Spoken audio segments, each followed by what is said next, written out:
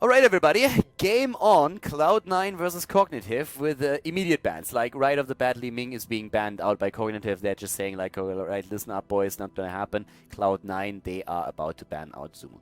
It's something that a lot of people of course expected already. We've actually seen Zool play in the European scene in some of the tournaments already.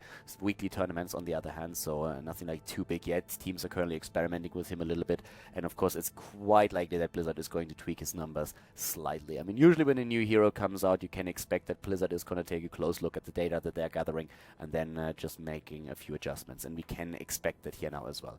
In this case, they haven't really locked the pick down yet, so there is still a chance that at some point today we are going to see the Necromancer, but it's very likely that they're going to confirm this. Cloud9, they had a little bit of fun earlier in their first match when they were going up against THC White, and the loser of this series will have to play in the consolation match against THC White, and Cloud9 actually starts to switch. They go for a potential ban on Zeratul instead. A very highly prioritized hero in the North American scene, and for very good reason. He's incredibly strong, especially with that Void Prison. Cloud9 are thinking about banning out Zeratul over Zool. It would for us be amazing because we could see the hero also now in the North American meta and see what exactly is going to happen there. Map number 1, Sky Temple, Zool is in. And he's picked immediately by Cognitive. That wasn't a big surprise, so it was the choice for Cloud9. Do we give them Zeratul or do we give them the Necromancer? And it is time for some Necromancer play here. I'm liking it already. Muradin. Are they going to go for him? Of course, like King Caffeine would like that, and Falstad as a playmaker. So already very strong heroes locked down for Cloud9. They love to play with Muradin. They've been showcasing that in so many tournaments already. King Caffeine is incredibly strong on the hero, and Falstad himself is very powerful. There were a few changes that Blizzard made so that you are not really pushed into that auto-attack build anymore, but in this newest patch 16.4, you have the opportunity to go also into the Gathering Storm on level 1, which so far most of the Falstad players have actually chosen to use. Cognitive now has, of course, to think about that draft a little bit. Oftentimes when we talk about Sky Temple, you have Zagara as one of the powerful heroes at the bot lane. With Zool, you have a lot of siege damage and power that you can actually like pull out. The cool thing about him is really that Bone Prison, though. I mean, his siege is nice, having his wave clear is also amazing, but the Bone Prison is one of the best talents that you have on the hero because you can always like go for additional lockdown. So that's something that heroes like, for example, even like a Wombo combo potential with like stun locks and a Tyrande can really capitalize on that. A Jaina can capitalize on that as well. Any kind of hero that has an advantage of locking someone in place can get great damage value out of having Zool in the same setup. Rhaegar has been chosen as the healer, and they still seem to tend to go for Zagara. As I just said, she is amazing. She's oftentimes picked first, sometimes even banned. And on Sky Temple, she's very powerful for the bot lane. Normally, we see heroes down at the bot lane and a bit of a rotation game going on between the top and the middle, depending on the setup here. Or you just like try to push one of the lanes with 3 heroes. Cognitive has a lot of siege push here already. And Cloud9, of course, they have to think about a bit the front line. Depends a bit on their own draft here, but especially like one of the heroes that they could ban out if they were going to try and limit frontline options is ETC. With Zagara, more ETC would have a great mosh pit here as well, and that can be very, very powerful, so you need to be careful about that. But it also comes down to damage. Greymane, I could have seen maybe a pick on the side of Cognitive for Greymane, but Cloud9 is probably going to pick up the hero. Maybe Cognitive going to ban him out. Cho'Gall already banned. That's actually like a pretty cool choice. I like that considering the setup here. Cho'Gall is very annoying to deal with. And Cloud9 is now in a situation where they can't rely on Morales. So Greymane is a very likely pick for them at this point. First of all, Greymane of course still has incredible poke, even though the entire setup of Greymane with the cocktail build got changed a little bit. Blizzard has buffed the auto attack, but has reduced a little bit the damage output that you get with the cocktail itself, but the siege is still real for the hero. Thrall now taken for Cloud9. And now they really have to make that choice if they want to go into maybe even another frontliner, or if they want to make sure that they have even more poke from distance. Another hero that they could take if they don't want to go into Greymane is, for example, also Jaina. I mean, Jaina could capitalize on that more on the side of Cognitive as well if Cognitive tries to go for her. She's also a great hero with the Bone Prison, as I already said before. But in this case, Cloud9 is going for a very early Uther. I expected Uther actually as their last pick, since the chances that Cognitive is going to try and pick pick Uther now as well are slim to none. But with Cloud9 not going into any of these heroes, they're basically saying we're either going to get Greymane or Jaina, but we can make an adjustment on the last pick in case that they could actually go for something crazy here, I suppose. But for now, let's see how Cognitive's going to react to that.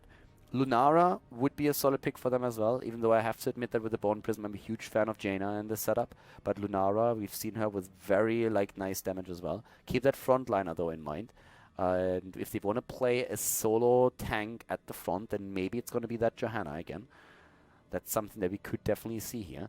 But if you go into an ETC, you of course have to keep him alive as well. And against all those interrupts that we're currently seeing on the side of Cloud9, a Mosh Pit would be a bit of a risk. So they go for Lunara, and who's going to be the solo frontliner right now? And in this case, I feel like especially they can get some decent value out of a Johanna. But of course, it's also to a certain extent really a matter of preference. The better combo potential would be with ETC, but keeping him alive is a bit of a problem with this setup. And Johanna it is. Okay, so I like it. So as predicted, Johanna as a frontliner makes a lot of sense for them. And now I'm really curious to see what Cloud9 is going to run. In terms of range damage, they still have Greymane, they still have Jaina. Both are still good here, but are they going to go for something a bit crazy? They have good damage on Thrall, good damage on Falstad, but a bit more would definitely not hurt them. And if they can put the pressure on, that would of course be great. They go, okay, so they go into, or at least it looks like they're going into Greymane. To me, still a little bit of a question why they picked Uther first, since I don't really feel they had to. I could have seen them go into Greymane first, because I feel there was definitely a threat that Cognitive goes into Greymane over Uther. But at this point, they decide to make the choice last. Jaina, in this case, completely disregarded here. And both of the teams with a very solid draft here. I can't wait to see Zul in play now. We have him between very strong teams now on the North American server. And I hope that you guys are excited for this as well. So let's jump in and check it out. Cloud9 in game number 1 here at the end of the Storm. North America playoff Group A. Cognitive versus Cloud9. Game number 1, ladies and gentlemen, at the winners match here at the end of the Storm North America playoffs. We're currently in Group A, and the team that takes the series will advance to the next round of the tournament, of course. We're on map number 1, Sky Temple, and to the left side of the map we are seeing Cloud9 with King Caffeine on Muradin, Arthalon on Thrall, Dunk Train on Uther, K1 Pro on Falstad, and iDream is playing Greymane. To the right side of the map, Ayakona on Rega, Glorang is playing the Necromancer, he's on Xul. We're having Faye on Zagara, Calpilla on Johanna, and Cawthon Luck is playing Lunara in this game. Pretty solid setups actually for both of the teams, and of course it's once again great to see the Necromancer here in action. On level 1, already the choice immediately being made to go into Shade, so that you have a bit of an evade, which is actually pretty sweet. And the teams are actually, or at least one team is starting to go for a lot of pressure up at the top lane. Blizzard was trying to reduce that a little bit by making sure that in one of the earlier patches, now 50% more damage are being dished out by towers to heroes, but still Cloud9 going for a double kill on the towers. Pressure play in the mid lane is going to try and achieve the same thing. K1 Pro is already there though, and Caterpillar has to be very, very careful. So already a significant lead in experience for Cloud9. Well played here. Zagara has claimed the bot lane as expected. Faye playing the hero, going for a Constitution on the level 1. Taking that immediately after Shade, of course. This is going to be a super interesting thing. What kind of build is going to be chosen here by Azul, because that's one of the things where we can once again see if there are slight changes between the European meta and the North American meta. Europe, for example, loves to put, especially on level 16, a bit of a priority on the Bone Prison, which is of course very, very powerful. But that being said, we are having also Poison Nova as the normal level 10 heroic ability right now in Europe, but it's going to be pretty sweet to actually see those two top teams going up against each other with a Necromancer being part of it. No level 1 talent taken yet on the side of Ayakona, by the way. I mean, most of the time we're still seeing a bit of a totem focus right now for the heroes. On level 1 again, by the way, the Gathering Storm here for Falstad, which isn't really a big surprise. That is definitely one of the things that the latest patch brought with it. Here comes the Prison already. Oh, a bit of a mistake here actually by Caffeine, taking a lot of damage. Thanks to the Invulnerable Flames on the Dwarf Leap, if you leap a bit later, then you completely forgo the lockdown on the Prison. It's actually really important to know that. In this case, he jumped too fast, and that's why the Prison still locked him down. So the Bone Prison doing work, and we have actually Jailers taken. Bone Prison focus on level 4. We're going to talk about that in a moment. For now, we are seeing a huge aggression up at the top, where iDream is being locked down but Glorang has to move away using the Scythe here. Europe usually going into the range increase on the Scythe on level 4, which can be very nice for the additional poke. Ayakona with Feral Heart after Colossal Totem. The bot lane, of course, still with that 1-1 situation, as Faye now has level 4 available with the Envenomed Spine. She can like execute a lot more pressure against Arthalon. Now we have still inexperience, a slight lead now actually for Cognitive. They're playing well here. Again, the move around, level 1 talent for Greymane, also a bit of an adjustment. As mentioned before, the hero was changed slightly, especially with the cocktail. Now it's Viciousness that has been taken here. So also pretty sweet ration increase. And, well, at this point, again, the lockdown against Dream needs to be very careful. He's one of the squishies in that setup, as is K1 Pro, so Zul is going to be very dangerous for them. The next tower is, or the next temple is going to be attacked here, and still a slight lead for Cognitive. Very well played here. Cloud9 needs to be careful. Caffeine is zoning them out, but the last few shots have already been channeled by the red team. And as I said, Bone Prison has been chosen here. So at this point, this is going to be an interesting talent to take, actually, because right now you have those two Skeleton Warriors. It's not really a talent that I've seen played on the hero a lot. Usually it's really like the Scythe, where you see the range increase because you can poke a little bit from a distance. But if you have those additional skeletons, of course, it can be quite a nuisance. It's first of all a bit of a damage output that you have, and second of all, you might even get some wave clear out of it. Level adjustments also on level 4 for Johanna, who went into the Amplified Healing.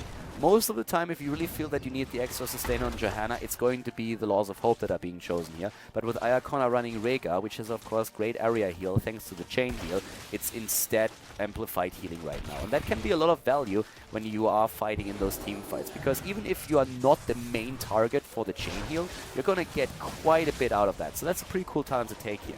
We're still seeing Ratma's Blessing take now, so raising the Skeleton Warriors with the heals, extra sustain for him. So not increasing the W in this case, but look at that pressure play at the bot lane already. I mean, both of those Siege Giants are going to help out here, but with Zagara and Zul on the same lane, it's incredible siege power that you have here. And they go through that wall. They haven't touched the well yet, though. And once that we are seeing the temple spawn at the bot lane, that well is going to become very important. No level 7 talent yet for Rhaegar. It's of course a talent where you're also going to see Cleanse, so it's something that he could wait for to see what exactly is being picked by the opponent. He goes for Cleanse right away. They're starting to jump in. It's actually like blowing my mind that we don't have Cleanse for Uther. We're going to talk about that in a second. There's so much to talk about here, actually. Glorang already trying to lock them down, maybe even more. Cleanse is great against the Bone Prison. You have to make sure that you're not trying to cleanse out every single Bone Prison though, because the cooldown is of course much lower. Cleanse itself has a 60-second cooldown, and therefore they have absolutely no chance of making that happen the entire time. You can also just kill Zul, that works too, and Glorang, yeah, he is down. Bone Prison once again being used, but in this case it's not really making too big of a difference. So very interesting to once again see the Wave of Light being used here. I mean, with mana management it definitely works, but we're already seeing Conjurer's Pursuit for Uther, so it's a bit odd to see that it goes for both talents here. It's going to help him a lot with the sustain in these fights on the other hand, but not running a Cleanse is definitely, or can at least be, a bit of an issue against Zul later on in the game. We're having a lot of cooldown reduction talents also now taken with Battle Momentum on Zagara and also on Johanna. And that temple is fully in the hands of the blue team, which allows the red team to rotate to the top and drop a fort as well. So they realize that they have no real chance to fight for the temple since they already lost Zul before it started, and instead they just take their experience up at the top lane and try to go for a structure exchange. But this keep is still alive. Poison Nova has been taken on level 10. We're also seeing the Ancestral Healing. We have more Blessed Shield and Thornwood Vines taken. And at the same time, Muradin still waiting with his choice here. We've seen a lot of Haymaker actually, and especially if in the earlier games Haymaker was chosen. Again, the Battle Momentum build used for Muradin as well for the cooldown reduction. But in this case, as this is a little bit more serious, we have instead immediately Avatar locked down. Avatar, we have also Divine Shield, Sundering, and of course Mighty Gust. Mighty Gust still very powerful. Again, a little bit of a lockdown, a bit of a poke here, Glorang with his Scythe whenever he gets the opportunity. And good vision also thanks to Faye on her Zagara, trying to get that in the entire time right now. Besides that, with the level 10 abilities now ready, let's take a quick look at the damage. Of course, it's gonna like change a lot with the heroic abilities now being in play. But so far, Falstad is definitely doing very good work here for Cloud9, whereas Zagara on 17,000 is definitely taking the top spot when it comes to hero damage. Once again, the threat with the lockdown here. And they're starting to jump in. Arthalon has to be careful. Glorang moves in with a W, starts to get his damage in and does serious damage here actually. So they are starting to force Cloud9 back. Here comes the Blessed Shield. Immediately Caterpillar is ready with another Condemn. And the Bone Prism locking Thrall down once more. So focusing really on the lockdown against Thrall now to also make sure that he doesn't gather a lot of momentum in these situations. But Greymane is jumping in now. iDream, he goes for the throat. He wants to have the kill right now. This is the opportunity. Hasn't used his ult just yet. The kill against Zagara though. Go for the throat. Glorang low. Oh, the Poison Orb on the other hand is dropping everybody very low. But the kill against the Necromancer again. Caterpillar locked down as well. Johanna falling to Dunk Train. But Arthalon, is he gonna fall? He might actually die here. No, Dunk Train's cooldown is ready. Can go for the heal, and he does. Great triple kill now for Cloud9. A very coordinated team fight on their part. They waited until the Bone Prison was on cooldown after Arthalon was once again the target, and then they turned it around and started to jump in quite heavily. Very well executed here. When it comes to damage, Zul of course now starting to get a bit more damage in thanks to that Poison Nova. 17,000 for him against 20,000 here right now. But besides that, we have 2 temples on the map, and that's the chance for Cloud9 to hit that early level 13. And maybe, just maybe, still a few of those shots up at the mid lane way as well. 0 deaths on their part, by the way. 4-0 in kills thus far. And again, the level 13 talents. And now the opportunity to go for the Giant, but Uther is still missing. They go straight again for the Static Shield here on Falstad. Falstad, by the way, on level 4, again with a Flow Rider. So trying to get those abilities recharging a little bit faster. Cooldown reduction is super important in these situations. Thrall without a talent just yet. It is not and here we go. He goes straight for the Grace of Air for the double Frost Wolf Resilience. And now with level 13, maybe an opportunity for Cognitive to go in there. Again, we're seeing the Corpse Explosion. The Skeleton Warriors are once again the focus on Zul. Very different style from what we see in the European server. Let's see how it's going to work out for him. He's trying to spam that Bone Prison whenever he can. Rhaegar with the Tidal Waves now. And besides that, we have Burning Rage plus the Unfair Advantage. Damage output on the side of Cognitive is super high. But they need to be careful because their frontline is again in trouble. Ancestral Healing is already procced. 100-second cooldown. Caffeine is there. Sundering used. Caffeine jumps out. Sundering was saving him here, but look at all that poison damage. This is starting to become a huge problem. iDream is extremely low. Can Glorang go for the Bone Prison? Does he have the cooldown ready? Doesn't look like it.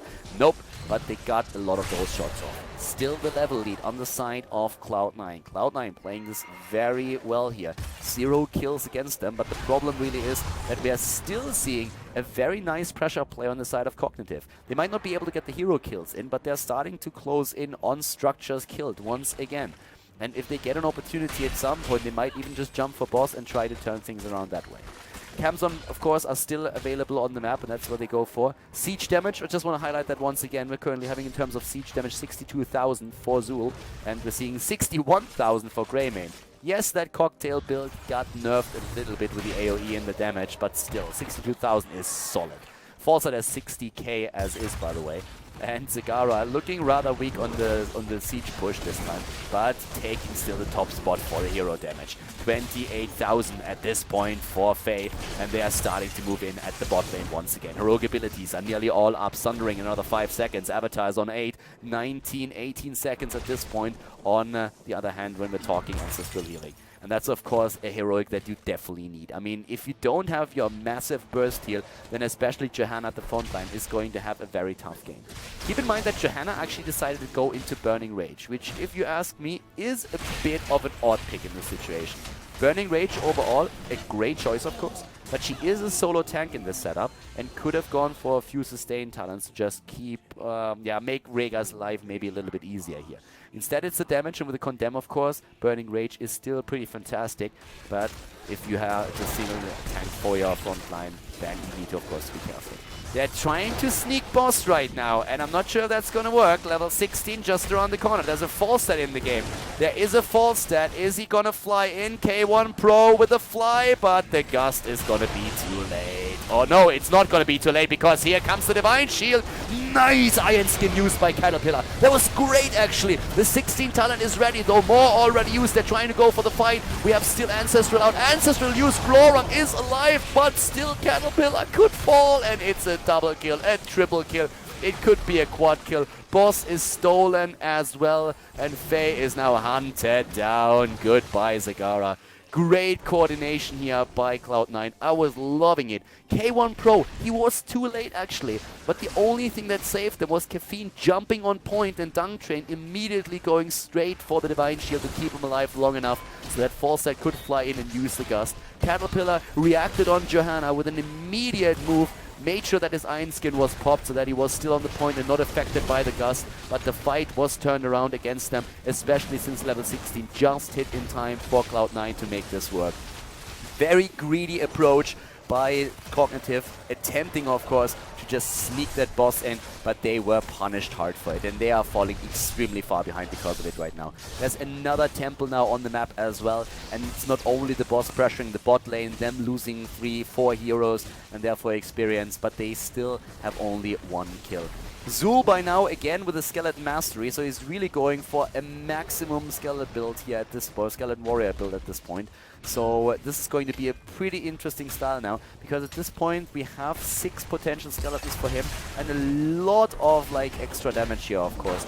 Oftentimes you will see more of a focus on the W build, but on the strikes in this case though, again, Johanna down. Very well done with the Sundering here, isolating them. Korth's luck is low, using the Thornwood Vines with a go for the throat, not even used. iDream still gets the kill, can go for his ult, and he does. We have iDream starting to rack the kills up, and it's an entire team wipe now. The level 16 talent hasn't helped them there, and this is definitely going to be one of those keeps. It could be core, they could just jump for it, and we now see them with 13 kills against 1. Cloud9 is playing an incredible game at this point, looking very, very strong. And yes, they want to finish the game, and why wouldn't they? They're jumping in. They currently have 34,000 damage on Thrall. They're still having Zul with very impressive stats, but it didn't really help them at all. This first game is going to end up in the hands of Cloud9. They take the lead in the best of 3 series here in North America, enter the Storm in the playoffs here in Group A, and let's see what's going to happen in game number 2.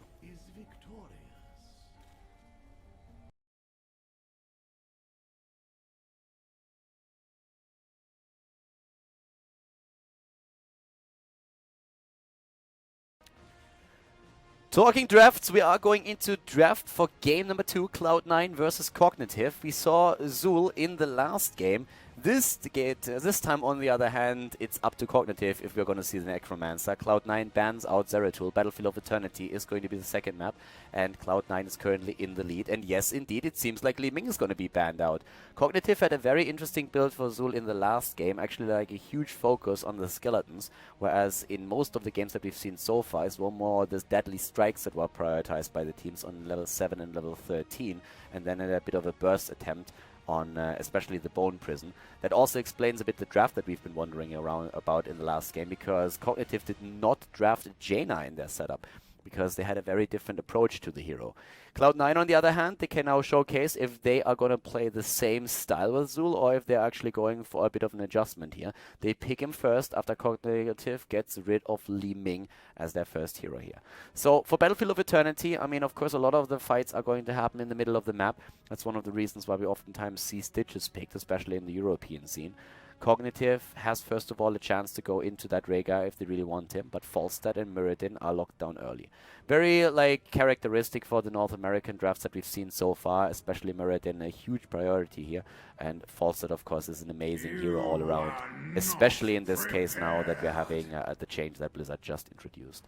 Aspera, cheers for the resub, my friend. We have, with Falstad, now the Gathering Storm on level 1, which is mainly always chosen. Wow, there's a lot of resubs that are all of a sudden like coming in. Megtiv, thank you very much for that too. Rhaegar Thrall, the Orc Dream Team is now in play. The Orc Dream Team has been chosen. Cognitive, let Rhaegar go. And this is actually an interesting part, because in Katowice I talked a lot with Dreadnought about the priority that the European teams give Rhaegar, and it seems like the North American teams actually agree with that.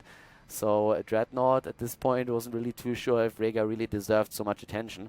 but it still feels like everybody is on the same page here, that Rhaegar is still the best support, even though, of course, North America was always a little bit different in the way that they approached supports overall. A lot more Morales, a lot more Uther than we're seeing in the European scene, a little bit less charism. But yeah, that's a cool thing about like having different regions and different metas, that you are in a situation where you just like have so much diversity. ETC seems to be like the ban target on Cognitive, and I mean it's understandable. If you're going from a Sundering into the potential ETC power slide with Mosh Pit, you can get a lot of value out of that if you execute it properly. And Cloud9, they don't really want to go up against all of that poke damage with Lunara. Lunara is really very annoying to go up against. Rhaegar isn't really a bad healer when it comes to healing out the Lunara damage thanks to the chain heal, but overall still, I wouldn't want to play against Lunara either. I mean, she just hops around the background. The Thornwood Vines are great for poke, and you can of course try to burst those Immortals down also quite easily. But of course, when we're talking Cognitive, first of all, we still need them with a little bit more damage. Greymane is still around. It's one of the heroes that can be picked. And we have also still Jaina around. Hey, Kelos, thank you very much for the resub as well, my friend. But yeah, with Jaina being around, there's of course an opportunity for her to be picked. I still feel that Cloud9 could go for her. It's more an issue when Greymane is going to be taken. And Cognitive with the Sonya as a counterplay to Thrall, that would be a good start for them. I would like that.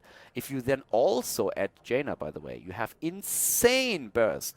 But you still need that healer. So Jaina, Greymane, probably still the highly prioritized damage dealers. Vala has seen changes in the last patch as well. She was played a couple of times on the European server already. Auto attacks are now much stronger. The multi-shot build overall has gotten a bit weaker for good reason. Blizzard just said, hey, the hero is too good right now with the multi-shot build. Multi-shot build is at the same time the safest build, and it shouldn't be the strongest one on her in that case. But on Battlefield of Eternity, oftentimes we see arrow builds being chosen since, as I mentioned before, most of the fights happen actually in the middle of the map, where you don't have like any kind of like creeps that are being straight. Talking creeps and adds overall, Zagara is another hero that we could see. And yes, Cognitive are looking at her. So their options are Jaina, Zagara, Greymane. Jaina would be great in the sense that if Cloud9 actually goes for a focus on the Bone Prison with Amplify damage on level 16, Jaina is going to be incredibly powerful. But there's also Greymane to consider. So Cognitive decides that map vision overall is a little bit more important for them right now. They have a very cool setup with this. Zagara can of course put the damage in as well, even though Hunter Killer's got slightly nerfed. But she's still very powerful. And for Cloud9, it's now... This is now really decision-making that we're talking about. We could see at the front line, again in Johanna, it would really work against the Sonya, against the Fawcett as well, if you're going for the shield glare. But for me personally, it's more the question, what's going to be the additional damage dealer. Greymane is a hero that they've chosen several times now already. If they want to really go for a very burst-heavy composition, then Jaina is definitely the way to go. Then you can go for a Bone Prison, you can try to follow that up with Thrall, with Wolves trying to lock a target down, and Jaina just simply gets that damage in. But it's Greymane here. The cool thing about Greymane compared to Jaina is that he's a little bit more flexible in the way that he dishes out the damage. You can poke from a distance, you have the cocktail, you have your auto attacks, and then when you really feel, alright, this is my moment, you jump in and you really annihilate a target. So he has actually like a very cool balance between AoE damage and also burst damage that you can use. That's one of the things that definitely like make him so strong. And Jaina is a bit of a one-trick pony oftentimes, in the sense that with her cooldown she needs to be very careful that Blizzard really has to be on point if you want to dish out the damage. So Greymane offers a bit more flexibility. If Cloud9 goes for a Jaina here, which they of course already decided not to, then they would have gone for like a more burst-heavy setup, which can be very powerful and extremely strong, but they decide against it. The one disadvantage of using the Bone Prison over a normal stun combo is of course always that the target still has some time to get away into the backline, and it's more or less you signaling your opponent, hey, this is the guy we want to go for. So you can always try and counteract that with, oh, no tank? In the earlier game, oh, Cloud9! No tank for them. Vala being used, Thrall at the front. That's gonna be pretty cool. Zul being played again, and Cognitive is looking onto Lily, which has no cleanse. She has an herbal cleanse later on in the game, but she has no cleanse. Only important against the Bone Prison. I want to highlight that again, so you can actually like play around that. That's totally fine, but interesting to note after all. Lily being chosen, she's of course great with the Blinding Wind build against a lot of the auto attackers. Greymane, Thrall would be a few of those. That is a draft that suddenly became very cool. up to the point where we had those last picks on each side, that was a very normal draft with great synergy, with actually like a couple of really cool things to talk about. Now it went up a level. Vala being used and Cloud9 actually using a similar strategy to what we experienced as a bit of a troll type earlier against THC White. They go for a play without a tank, and Cognitive decide to go for Lili as their last pick. There are very few interrupts, I want to say. Well, actually, Vala these days goes for Rain of Vengeance more so than anything else, which makes the entire hero a lot more skill-heavy, actually. And, well, there are a couple of interrupts, therefore, against the heal ult on Lili, with Sundering taken into consideration, of course, as well. So, not too many, but still. Guys, this is going to become a little bit crazy. Game number 2 starting up on Battlefield of Eternity right now between Cloud9 and Cognitive. Ladies and gentlemen, we have an incredible draft for game number 2. Cognitive playing in the winner's match here against Cloud9. Cloud9 in the lead. And Caffeine is playing Thrall again. No tank for them here. Actually, Cloud9 decided to go into a very, very damage-heavy composition with Arthlon playing Zul. We have Dunk Train on Rhaegar, I Dream on Greymane, and K1 Pro on the newly reformed Vala. To the right side of the map, again a Lili, and this is not a troll draft. It is actually Lili being played by Icona. We have Caterpillar on Muradin, Glorang on Sonya, Faye on Zagara once again, and we have Corth Luck in this case on Falstead. It's going to be a great game. There's a lot of things, of course, to talk about already. And let's, I suppose, start with Azul. Once again, on level 1, Shade being used. So the Bone Armor, if you activate it, you evade basic attacks, which is going to be pretty sweet, of course. We're having, in terms of Lili, no talent taking yet. Oftentimes it's Conjurer's Pursuit. But if there's any map out on the entire map pool where you would forego a Globe Collection talent, it is definitely Battlefield of Eternity. Vala going into multi-shot on level 1. The composite arrow has been chosen here. That's an interesting choice as is, because multi-shot damage has been nerfed by Blizzard. They've been saying that the problem with Vala is that her safest build, the multi-shot build, is also her strongest. So they decided to buff her auto attacks a little bit and make sure that several of her traits are being increased as well. Another change was that Strafe is all, not Strafe, not necessarily like a lot worse, but in the case of Rain of Vengeance, we have a huge improvement in terms of damage, and that's now one of the reasons why we see a lot of Rain of Vengeance being used, since it's not only useful for a stun at this point, but you can actually get a ton of damage out as well. Much harder to hit, of course, and therefore not as reliable, but Vala can get severe damage out. If you still go for Composite Arrow, it's very likely that we're going to see Frost Shot on level 13 as well, if you want to go for the poke. But there could still be auto attack talents taken a little bit later on level 4, maybe level 7. So Manticore was one of the talents, for example, that got changed and got a bit of a buff.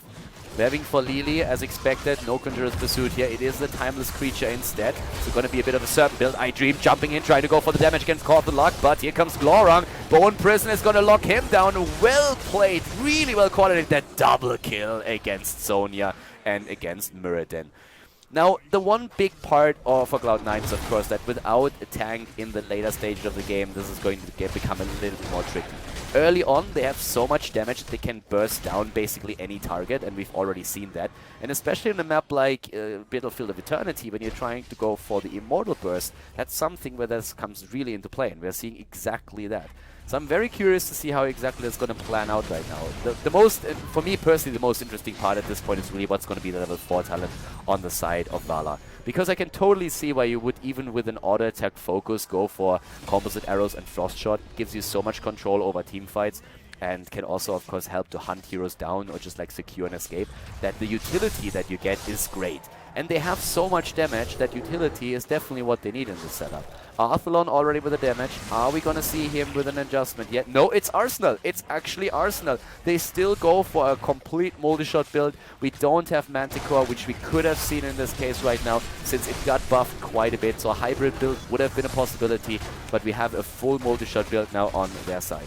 Big pressure at the bot lane with 4 heroes. Only Thrall together with the Immortal up at the top. For the first Immortal, that's actually like a very sweet split. And guys, I mean, talents, we have to talk about stuff. So once again, when we're talking Falstad, we have Gathering Storm on level 1. We've seen that several times now. It has become a bit of a standard. And Flow Rider on level 4.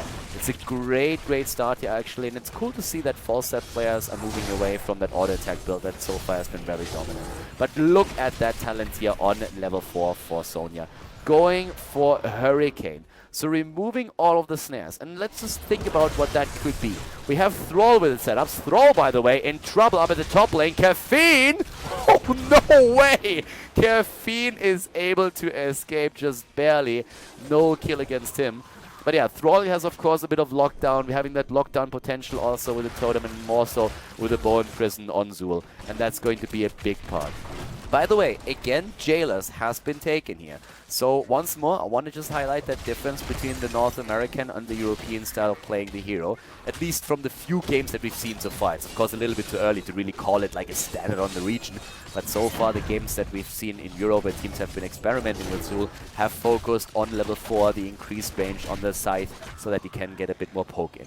But Jailers has been used now so that you summon the 2 Skeleton Warriors. That can of course be quite annoying here as well. And for me personally, that's now the question if we're going to see the same build that has been used by Cognitive in the last game. They put a huge focus on the skeletons, and that could definitely be a thing.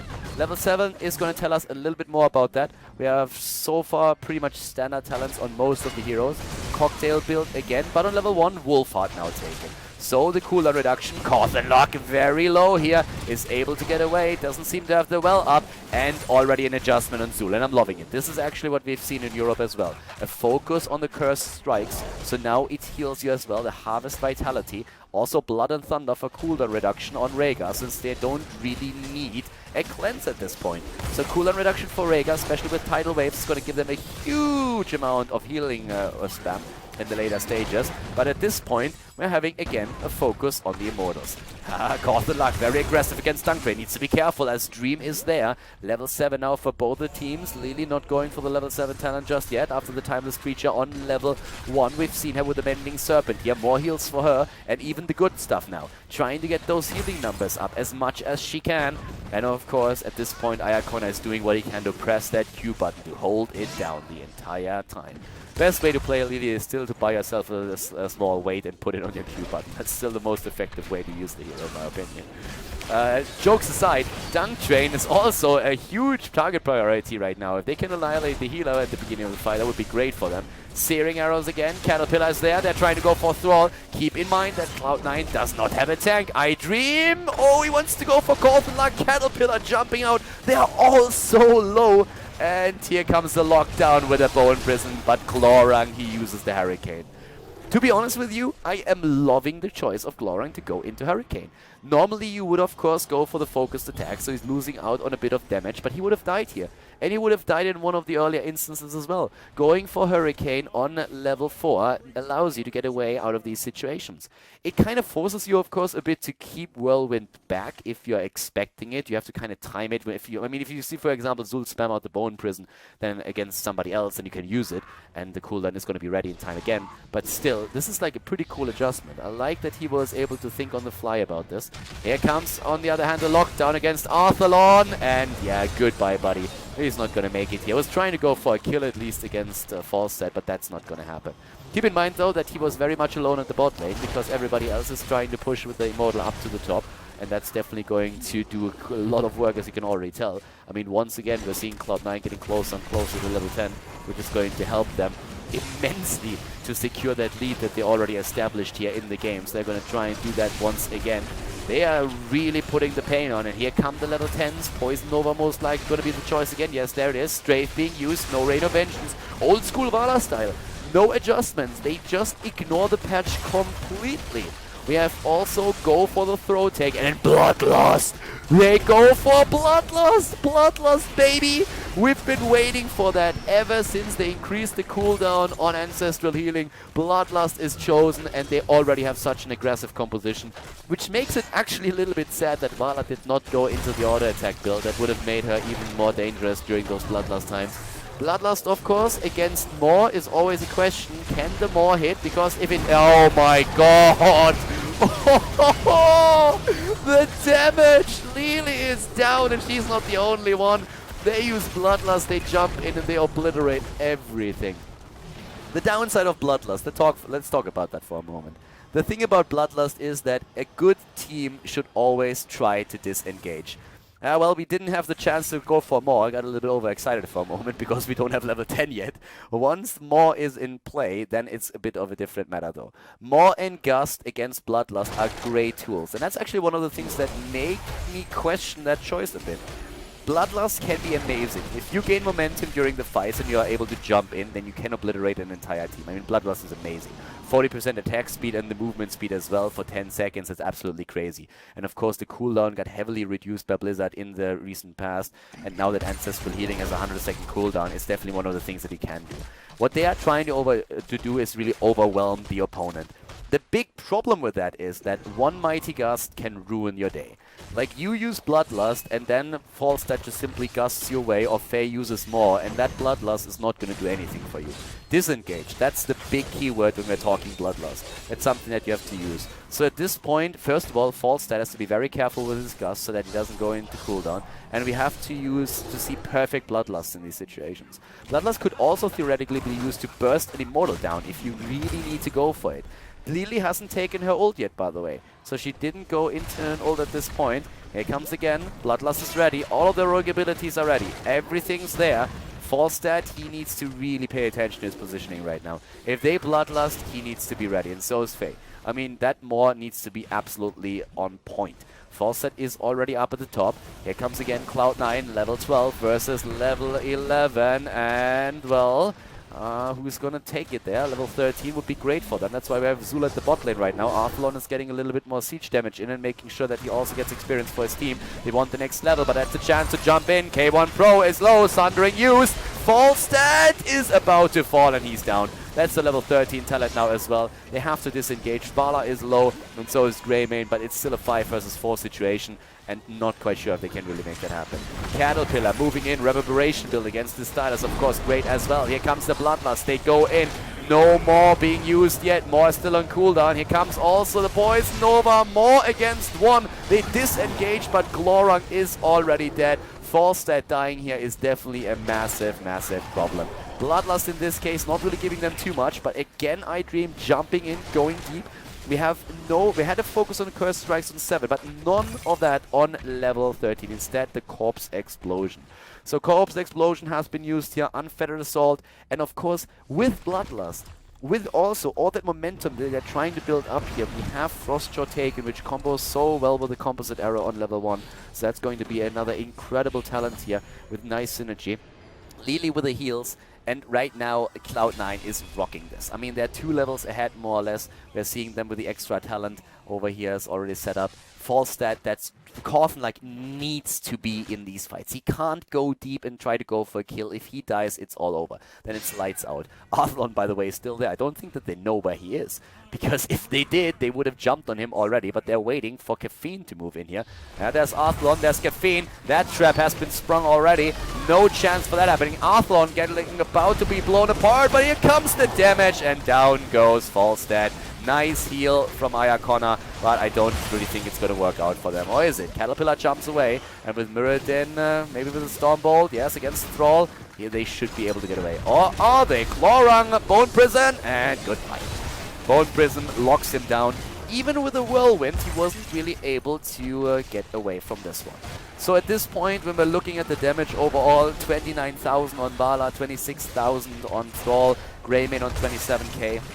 The healing numbers for Lily actually not too bad considering, but it's of course an absolute bloodbath that we're seeing now. Here comes the Mighty Gust. Bloodlust hasn't even been used yet. They can still use it to maybe like burst this down. This is starting to look pretty solid here. I mean, at this point, just like, nah, they're not trying to go for a burst just yet, but once again, keep in mind that with Bloodlust, anything in their path can be taken down right away. For now, the Immortal is down. Both of the keeps are gone. Keep at the top has been destroyed. The keep at the bottom. Level 13 talents are now going to make it a little bit easier for Cognitive maybe to fight back. They at least have, in this case now, the Mystical Spear. Also Giant Killer plus Mutalisk. Yeah, actually Giant Killer is interesting considering that we don't see a focus on auto attacks. We have Boomerang, Flow Rider, and Gathering Storm. I'm not quite sure why would you go for Giant Killer? I actually question that choice. I think it might be a bit of a misclick in the sense that he's so used to going for the auto attack build that he decided to go for Giant Killer and didn't really think about it. But everybody else went for Static Charge so far with the new Falstad build. That makes a lot more sense. like, Giant Killer makes no sense whatsoever here. First of all, you don't have an auto attack built in the first place, and the second problem is there's no tank on the other setup. So there's nothing that you can really get a lot of value of. Here comes the Almighty Gust already, is in cooldown right now. Ayakona with his ult once again, getting good heal numbers out, but Glorang is in trouble. He's getting away thanks to the Hurricane on level 4. Great more! This is the chance. This is the chance. If there ever was one, that's it. There's the kill, the double kill maybe. Nope, Dung Train is still alive, but they get Vala and Thrall. Vala and Thrall down. I dream Glorang. Oh, he doesn't get the kill in. Doesn't get the kill, but over here Arthalon is about to fall. The Bone Prison not taken, force that down, but we already have the core being assailed. The Immortal is spawning in a couple of seconds, so that was a very nice 3-for-1 trade in favor of Cognitive. So that's a chance for them to maybe bounce back into this. 9 kills against 5. Still the problem, of course, there is no tank that can be a liability if the momentum does turn against them. And that's the big problem. If you carry that momentum wave, you can of course do so much damage and really play an opponent to the wall. But if the fight turns against you, then lacking a tank is putting you in a pretty awkward position oftentimes. Bloodlust is still ready, wasn't used in the fight. We have amplified damage now, taken on level 16 as kind of expected. Earthgrass Totem for additional lockdown. It's still a 5 versus 5 and level 16 is ready for only one team. Here come the ults once more. Ayakona with the heals, interrupted by the Sundering. And we are having the Immortal on half health, but still 2 heroes down. Both of the frontliners dead, and that's a chance of Cloud9 to go in and finish what they started. If they take the Immortal here, then chances are they're going to win this game. This could be it for now. Yes, there's the attack. Still Bloodlust available. They still have Bloodlust. They can still turn this whenever they want to. And the Immortal is going to be on 50% shields. Yes, they are going to get that easy peasy right now. And, I mean, the damage output alone. 43,000 on Vala. With a multi-shot build, by the way. No adjustments on that build, despite the changes that we had by a Blizzard. Same time also 29,000 for Zagara. If you're looking at Lily and the healing power, she's actually keeping up with Rhaegar, which is pretty impressive, up to the point where you realize that Ancestral Healing hasn't been chosen. So Lily, of course, gets a lot of momentum, especially later on when she gets Kung Fu Hustle. The problem with Lily is oftentimes that you just can't rely on a talent that you get with level 20, where you get like your ult up so many times. So that's one of the biggest issues here. But Ayakona really trying. I mean, his ults so far were pretty decent. He had to use them, was interrupted once. But besides that, I mean, he's really trying to keep his teammates alive. But it's not an easy task. And at this point, they have the level 16 talents finally. But Zagara is already down. Bloodlust used. They jump in. Thrall, Rhaegar's actually down. Maybe. Nah, they just go for core. Double kill against Cognitive. And that, ladies and gentlemen, is all she wrote. It's not over until the fat lady sings, but I can hear her yelling already. K1 Pro is chasing Muradin, but that is game. We're having a 2-0 victory for Cloud9 against Cognitive, so Cloud9 advances to the round of 8 of the End of the Storm North America playoffs. And that, ladies and gentlemen, is GG and the end of another series here on Khaldor TV with Heroes of the Storm. So once again, we have another video finished, and I hope that you enjoyed the commentary and that you liked the game, of course, as well. It was a pleasure casting the match for you. And if you guys really enjoyed it, then make sure that you give that video a thumbs up on YouTube. And of course, if you haven't subscribed to the channel yet, feel free to do that too. If you have friends that are interested in Heroes of the Sports esports scene, then definitely recommend the channel to them or just show them the video if they want to see like a bit how the pros are drafting here, especially of course when it comes to the North American scene, European scene. And I mean, these days we even have a couple of Chinese games on the channel here, so I hope that you enjoy that as well. That being said, thank you very much for watching again. I'm going to see you guys next time with more Heroes of the Storm content here on the channel. Have a great day and enjoy your week, and see you soon. Bye bye.